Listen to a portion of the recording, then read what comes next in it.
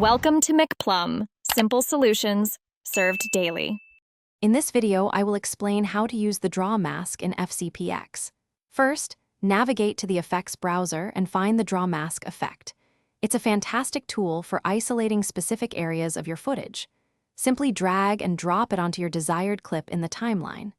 This action immediately applies the mask, and you'll see the on-screen controls appear, ready for you to begin shaping your custom selection. It's a straightforward process to get started. Once the draw mask is applied, you'll define its shape. Click anywhere on your video in the viewer to add control points. Each click creates a new point, allowing you to outline your desired area. You can then drag these points to fine-tune the mask's edges. For smoother, more organic shapes, hold down the Control key while clicking to generate Bezier curves, giving you precise control over the curvature of your mask segments. This flexibility is key to professional results. After defining your basic shape, it's time to refine its appearance. The feather control is crucial for blending your mask seamlessly into the background.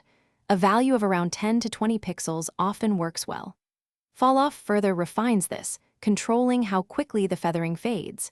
If you need to mask out the area asterisk inside asterisk your shape instead of asterisk outside asterisk, simply check the Invert Mask box. These controls give you immense power over the final look. The Draw Mask isn't just for static shapes. You can animate it too. To do this, enable keyframing for the control points parameter in the inspector. Move your playhead to a new position, then adjust the mask points to follow your subject or change shape. FCPX will automatically create a keyframe.